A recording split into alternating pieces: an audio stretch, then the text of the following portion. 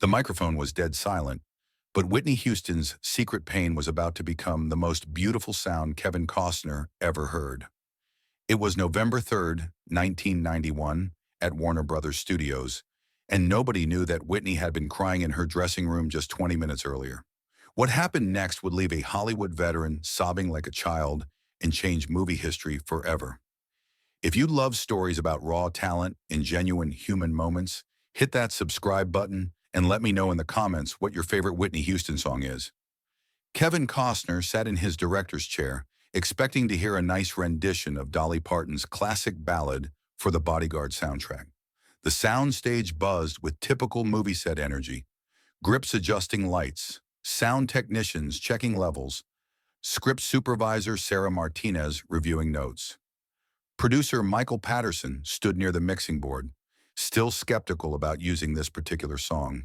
But Whitney had insisted, and now everyone would understand why. But Kevin had no idea what Whitney was hiding that day. Just hours before, she'd received a devastating phone call from her mother, Sissy Houston, that shattered her composure completely. Her cousin Dionne, who was more like a sister than a cousin, had been rushed to Newark Beth Israel Medical Center with diabetic complications that had turned critical overnight. The doctors weren't sure she would make it through the day. "Baby, the family needs you here," Sissy had said through tears. "Dionne keeps asking for you. She wants to hear you sing one more time." Whitney had stared at her reflection in the dressing room mirror, torn between two impossible choices. Her contract with Warner Brothers was ironclad. Missing this recording session could cost her millions and potentially derail the entire film. But Dionne had been there for every major moment of Whitney's life. She was the one who taught Whitney how to harmonize when they were children singing in the church choir. She was the one who held Whitney when her first record deal fell through. "Lord, please don't make me choose," Whitney had whispered to herself, clutching the cross necklace her grandmother had given her. The weight of choosing between family and career was crushing her spirit, and she felt like she was failing everyone she loved. In that moment, she made a decision that would transform her pain into something beautiful. She would sing this song not just for the movie, but for Dionne, pouring every ounce of love and prayer into each note. Whitney approached the microphone wearing a simple black sweater and jeans, looking vulnerable in a way that contrasted sharply with her reputation as an untouchable superstar. Her usual confident smile was replaced by something deeper, more fragile. Sound engineer David Chen noticed her hands trembling slightly as she adjusted the headphones. "You ready, Whitney?" Kevin called out from his chair, completely unaware of the emotional storm brewing inside the woman who was about to change his life. Whitney nodded, closed her eyes, and placed her hand over her heart, a gesture she'd learned from her mother during those Sunday morning gospel services at New Hope Baptist Church in Newark. She was about to turn her personal pain into something beautiful, something that would touch millions of souls. The piano introduction was soft, delicate. Whitney stood motionless for a moment, drawing strength from somewhere deep inside. When she opened her mouth to sing, the first words came out like a whispered prayer. "If I should stay, I would only be in your way." The first line was sung almost intimately, as if Whitney was confessing her deepest fears to a lover. Kevin felt something shift in his chest. This wasn't the Whitney Houston he knew from her pop hits. This was something raw, something real. The vulnerability in her voice carried the weight of every difficult goodbye she'd ever experienced. That's when the first tear fell, and Kevin realized he wasn't just watching a performance anymore. Around the soundstage, crew members who had been setting up equipment stopped what they were doing. Grips put down their tools. Lighting technicians paused mid-adjustment. Something magical was happening, and everyone could feel it. "So I'll go, but I know I'll think of you every step of the way." The second line carried more weight, more emotion. Whitney's voice began to soar, but still controlled, still restrained. She was thinking about her cousin Dionne, about all the family moments she'd missed because of her career, about the price of fame that nobody talks about. Kevin found himself leaning forward in his chair, completely transfixed. Sarah Martinez, the assistant director, had stopped taking notes and was staring at Whitney with her mouth open. David Chen was adjusting audio levels, but his hands moved automatically while his full attention was on the woman at the microphone. Even the hardened grips and gaffers were getting emotional. This was more than entertainment. It was spiritual. And I will always love you. I will always love you. When Whitney reached the first chorus, her voice opened up like a flower blooming in fast motion. The power was incredible, but it wasn't the technical perfection that moved everyone to tears. It was the emotion behind every note, the way she poured her entire soul into each phrase. Kevin felt his eyes beginning to water, which was completely unexpected. He was a tough Hollywood veteran, a man who had seen every kind of performance imaginable. He'd worked with Meryl Streep, Robert De Niro, and countless other talented performers. But Whitney's voice was reaching places inside him that he didn't even know existed. This wasn't just singing. This was storytelling through pure emotion. Kevin found himself transported back to his own childhood, remembering his grandmother's funeral when he was 12 years old. The way Whitney sang about saying goodbye reminded him of standing at that graveside, understanding for the first time that love doesn't end with death. It just changes form. Her voice was awakening memories he'd buried deep, emotions he'd locked away because they were too painful to carry. This is what great art does, he thought to himself. It doesn't just entertain, it heals old wounds you didn't even know were still bleeding. The technical perfection of Whitney's performance was obvious to everyone in the room, but Kevin was experiencing something more profound. As a director, he understood the difference between performance and truth. What Whitney was delivering went beyond both. This was transformation. She wasn't just hitting notes. She was channeling something divine, something that connected every person in that room to their deepest experiences of love and loss. What happened next left everyone speechless.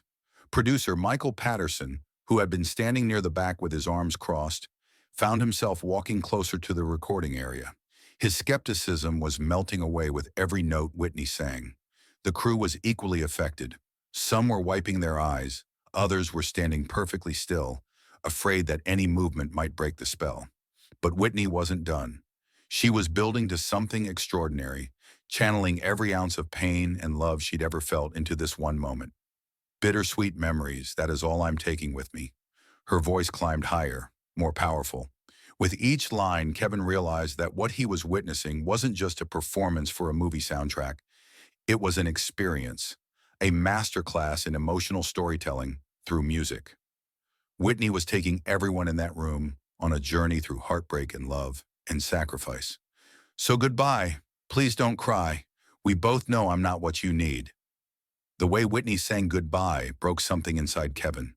The word hung in the air like a physical presence, filled with so much pain and love and sacrifice that it felt like losing someone you care about. Kevin found himself thinking about his own relationships, his own goodbyes, his own moments of loving someone enough to let them go. But the most powerful moment was still coming. Whitney closed her eyes, took a breath that seemed to draw power from somewhere beyond herself, and delivered the final chorus with a voice that defied human capability.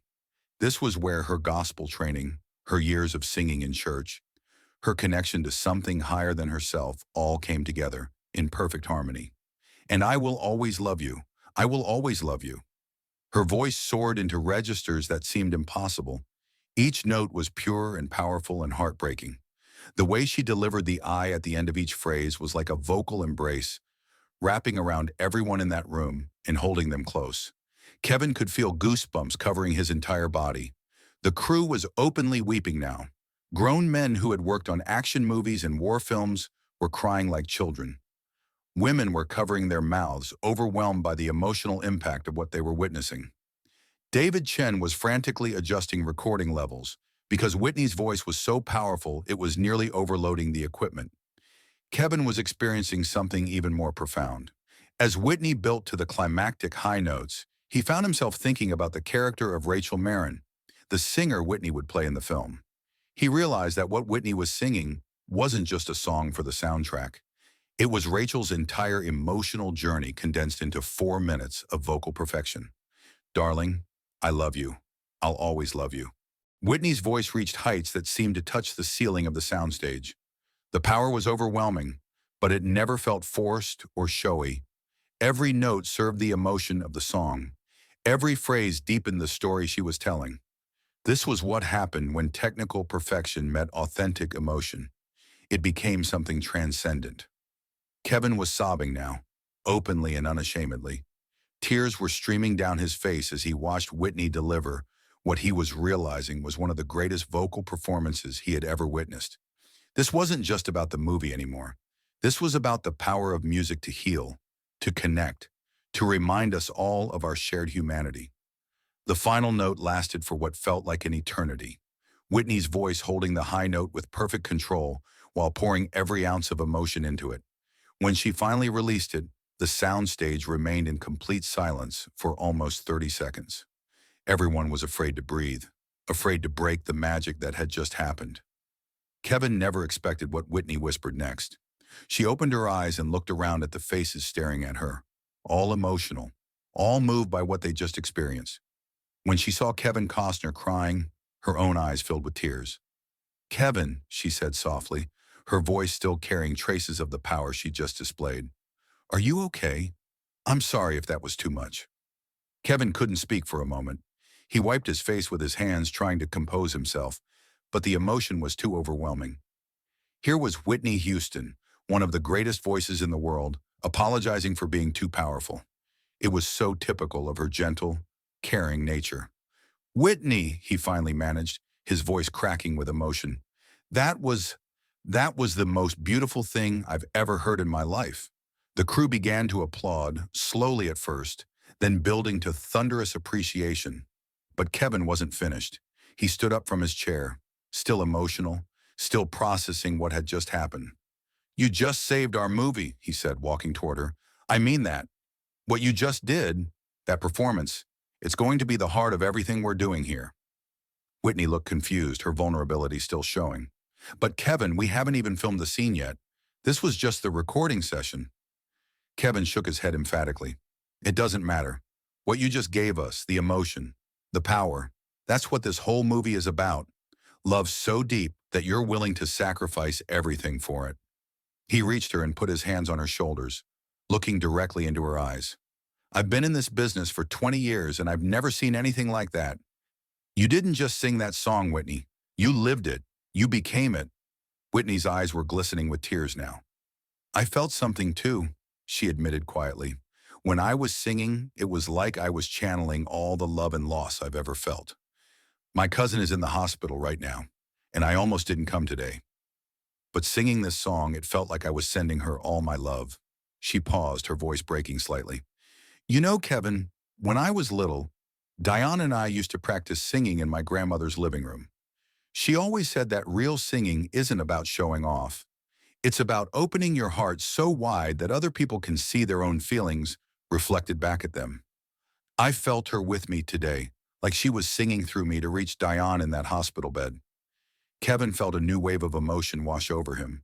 Here was Whitney Houston, one of the biggest stars in the world, revealing the sacred source of her gift. "Whitney, what you just shared explains everything. That performance wasn't just for our movie. It was a prayer, wasn't it?" Whitney nodded, tears flowing freely now. "Every note was a prayer. Every word was me telling Dionne that no matter what happens, my love for her will never end. That's what this song really means to me now." Michael Patterson, the producer, approached them both. He had been standing in the back of the soundstage, equally moved by the performance. His earlier skepticism had completely evaporated. "Whitney," he said, his voice thick with emotion, "we need to capture that exact feeling in the film. Not just the audio, but the whole experience. The way you connect with the emotion, everything." Kevin nodded vigorously. "Absolutely. And we need to make sure the entire movie builds to that moment. Everything Rachel goes through, everything she feels, it all has to lead to that song." What happened next changed the entire trajectory of The Bodyguard. The script was revised to give more weight to the musical moments. The love story was deepened to match the emotional intensity of Whitney's performance. The entire film was restructured around that one song, that one moment of pure artistic truth. But more than that, Kevin realized he was working with someone truly special. Whitney wasn't just a singer who could act. She was an artist who could inhabit a character so completely that the line between performer and performance disappeared. She was someone who could take her own pain and transform it into something beautiful that would touch millions of people. Sarah Martinez, wiping tears from her eyes, spoke up from behind her clipboard. "Whitney, I've worked on dozens of films, and I've never seen a room full of grown professionals react like this to anything. What you just did wasn't just singing, it was healing." She gestured around the soundstage where crew members were still emotional, still processing what they'd experienced. "Look around this room. Tommy over there." She pointed to a gruff lighting technician. "He lost his wife last year and hasn't talked about it to anyone. I can see it in his face. Your song just gave him permission to grieve." "Maria, our costume designer, she's been struggling with her daughter's addiction. Your voice just reminded her what unconditional love sounds like." David Chen, the sound engineer, was still adjusting his equipment with shaking hands, his professional composure completely shattered. "I've recorded some of the biggest names in music," he said, his voice thick with emotion. "Stevie Wonder, Aretha Franklin, Michael Jackson. But I've never captured anything like this. This isn't just a recording, it's lightning in a bottle. This is going to change people's lives." The lighting technician, Tommy, approached them, his weathered face streaked with tears. "Miss Houston, I don't usually talk to the talent, but I had to thank you. My Mary used to sing that song to me before she passed. Hearing you sing it, it felt like she was here again, telling me it's okay to let go, okay to love someone even after they're gone." Over the next several weeks of filming, Kevin would watch Whitney deliver that performance dozens of times for different takes and camera angles, and it never lost its power. If anything, it grew stronger as she became more comfortable with the character and the emotion of the scene. Every time she sang that song, Kevin would later say in interviews, it was like watching someone's heartbreak in real time. But it was beautiful heartbreak, the kind that comes from loving someone so much that their happiness matters more than your own. The crew developed a ritual around Whitney's performance of "I Will Always Love You."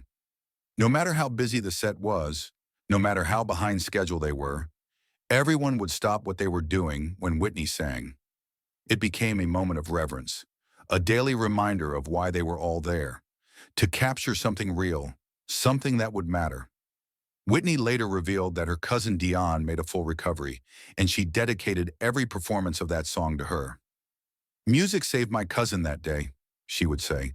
"Not the doctors, not the medicine, but the love I was able to send her through that song." When the film was released, "I Will Always Love You" spent 14 weeks at #1 on the Billboard Hot 100. It became the best-selling single by a female artist in music history. The soundtrack became one of the best-selling soundtracks of all time. But for Kevin Costner, the song would always be tied to that moment on the soundstage when he first heard Whitney sing it. Years later, whenever he heard the song on the radio, he would remember sitting in that director's chair, watching a masterpiece unfold before his eyes. "People ask me what it was like working with Whitney," Kevin would reflect. "But that first day when she sang that song, I wasn't working with Whitney Houston, the superstar. I was witnessing Whitney Houston, the artist, the human being, pouring her soul into something beautiful." The impact of that performance extended beyond just the movie. It changed how Kevin approached his own work, reminding him of the power of authentic emotion in storytelling. It influenced his choices as an actor and director for years to come, always seeking that same level of emotional truth that Whitney had shown him that day. For Whitney, that moment on the soundstage was equally significant.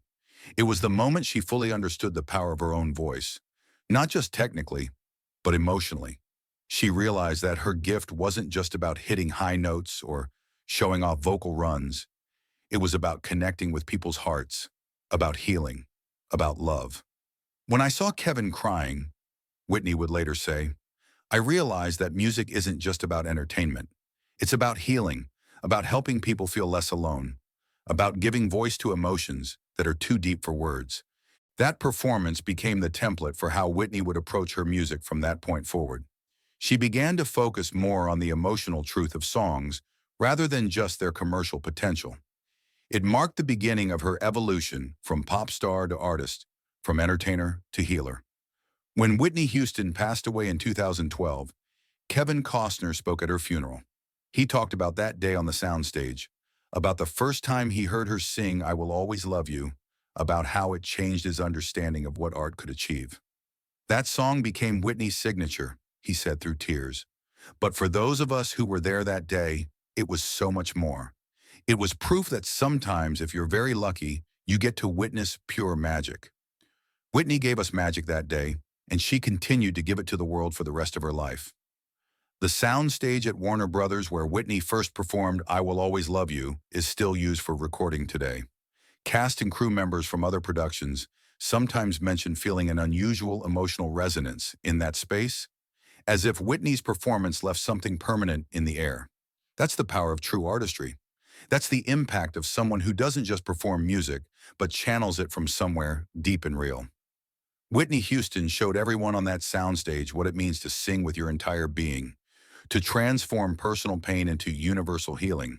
And somewhere, in a hospital room in New Jersey, Whitney's cousin Dionne was getting better, carried by the power of love sent through 4 minutes of the most beautiful music ever recorded.